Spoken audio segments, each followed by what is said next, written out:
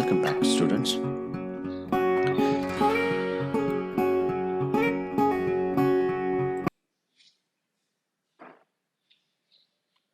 In the last class, we saw how lungs receives the air and pumps out as a speech sound.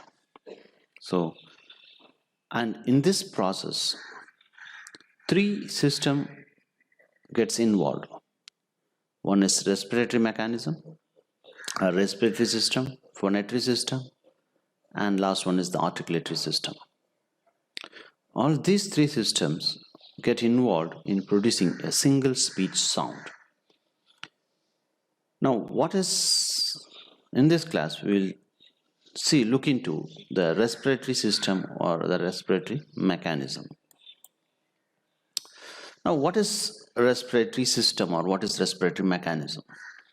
Respiratory mechanism is important for the production of speech sound. Why? Because if only your lung is very good,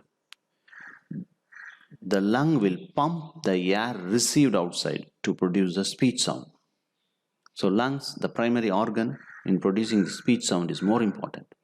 So respiratory mechanism or respiratory system is more important for producing speech sound.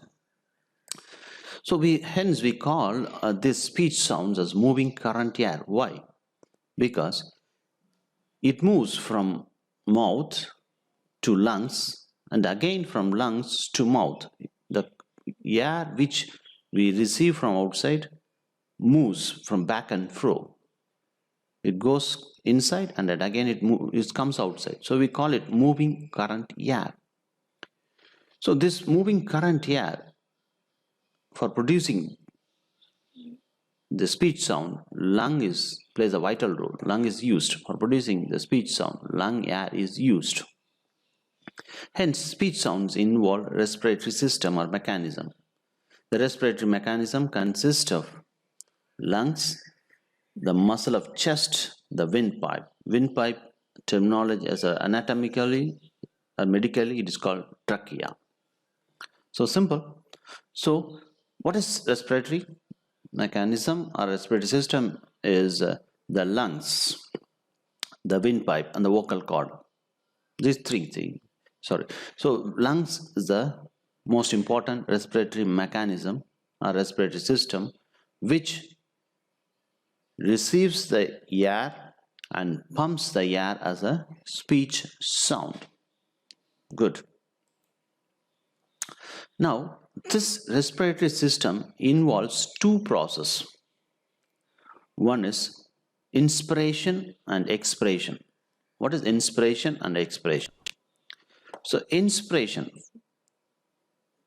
takes the outer air into the lung. See, for producing a single speech sound, these two processes happens simultaneously or one after the another. So we receive the air from the outside through the mouth, that is inspiration. We take the air, outside air to lungs, which is, we call it inspiration. Now what is expiration? Expiration blows the inner air to the outer atmosphere as speech sound. The lungs does the function of expiration. So expiration is when we receive the outer air to the lungs blows out the sound as a speech sound. That process is called expiration. This expiration process is the basics for the production of speech sound.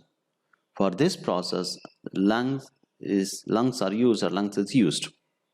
Hence, we call this process pulmonic airstream mechanism. Pulmonic is lungs. So, because this process involves lungs, we call this pulmonic airstream mechanism as simply respiratory mechanism. So simple. So any speech sound involves two activities. One is inspiration and expiration. Inspiration is it receives the sound air from the outside. When the lung receives the air from the outside, it tries to produce speech sound with the help of expiration. So the two processes, inspiration and expiration, are the two important process, respiration process, in the production of any speech sounds. Let's look about this lungs. Good. I made this font very small for a purpose. So I need to explain some medical anatomical pictures. So now we are going to talk about the very important part of our body, the lungs, in producing the speech sound. Only speech sounds will be good only when your lungs are good. If your lungs are infected by any virus, your speech will get affected. So you can see when you get cold, you are unable to speak continuously because the lungs gets affected. Only when your lung is in a good condition, you can speak continuously without any disturbance. Now, this lung plays a vital role in the respiration process, that is, taking the outside air and pumping out to produce speech sounds. So, how does this lungs look? This lung is more spongy. This is the lung, the anatomical structure of lung. This is the lung. See, it looks more spongy. It is more spongy, and they are made of small sacs called alveoli. You can see here, I have just enlarged the picture of alveoli. Alveoli is, see, there are more buds here and there. The lungs are fully covered with bubbles. So there is the bubbles, and inside the bubble there are small holes. See, these holes are called alveoli. What is the function of the alveoli? Why? See, the function of the alveoli is convert these two, when the lungs receives the air from outside, it sends it to alveoli. Now alveoli, what happens? What does it do? It converts the CO2, carbon dioxide, into oxygen and sends it to brain. So only this process, if your lung gets affected, you will not get proper oxygen to your brain. So for this process, alveoli is more important, lungs is more important. So only when the lung functions properly, or when the lung is in a good condition, you receive good oxygen to your brain. Only when you receive good oxygen, the brain will command speech sounds. What you want, when you want to speak something, only when you receive good oxygen from the lungs, you will be able to produce speech sounds. That's why lungs is more important in producing the speech sound. So when the lung receives the outside air, it sends immediately to alveoli to convert the carbon dioxide to oxygen. So what happens next? So it is used to clean the carbon dioxide and provide oxygen to the brain. The air supplied to alveoli through the small tubes called bronchioli. Okay, now the air, so this is the bronchioli, okay, bronchialis. So the air, oxygen, is supplied to alveoli so the air received by lungs is supplied through these holes. So the air goes. So when the air enters, it gets converted into oxygen. The carbon dioxide the alveoli converts the CO2 into oxygen and sends it to brain. So this is the bronchialis.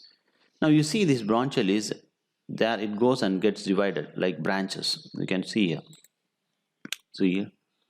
So the small dots are alveolis, and alveolis are located to your branches, and these branches are called bronchi. Branches are called bronchi. And these branches are joined to the windpipe. Here, see, this is the windpipe, a trachea.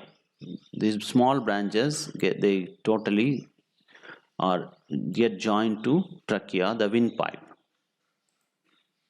Bronchi joined to the windpipe.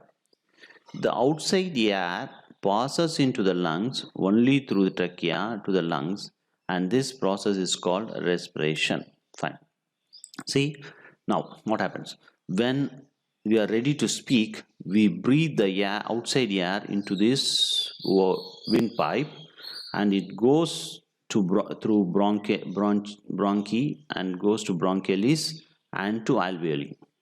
And again, what alveoli does is it purifies the air which we received out from outside, converts it into oxygen, sends it to brain, and brain dictates the speech sound, and the lungs pumps the air outside through the same process, through this trachea, through this windpipe, and through this windpipe it comes here to vocal cord. There is a vocal cord here, and vocal cord produces the speech sound, which comes out of the mouth.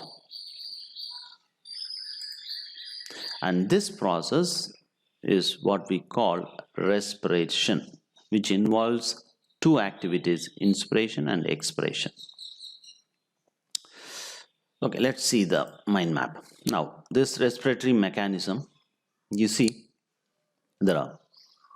involves lungs, chest, lungs, and windpipe.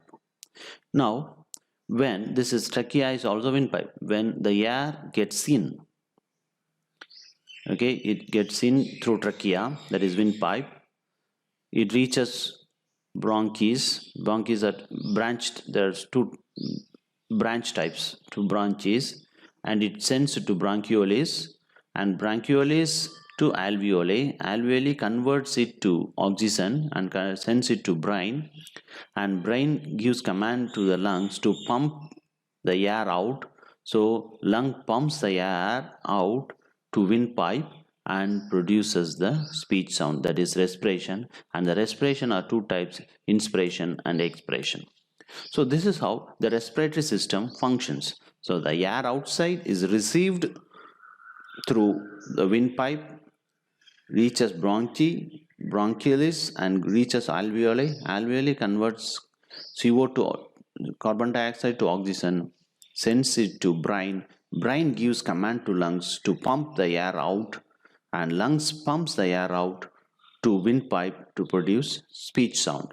The speech sound involves two processes, inspiration and respiration, which we totally called respiratory, and this mechanism is called respiratory mechanism. Thank you. Stay tuned for the next lecture.